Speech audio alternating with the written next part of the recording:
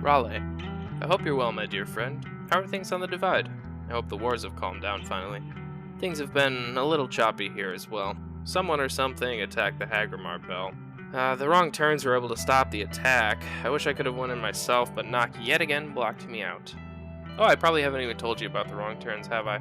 They're a relatively new chapter I took on. Togue vouched for them, and I assigned Adrian to accompany them, and they seem to have grown on her.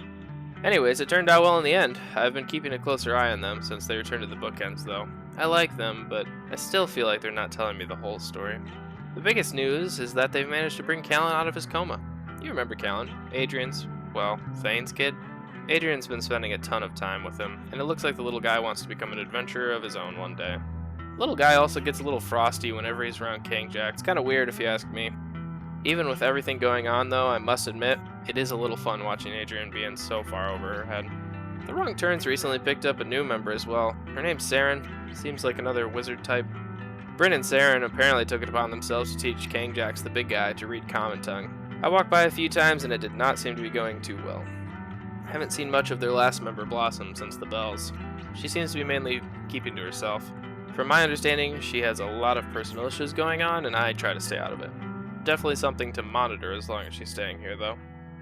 Alright, there's also the Anissa and Shay situation. The Council of Voice has sent these two bounty hunters to the bookends to bring the Wrong Turns back to Hagramar for a council meeting.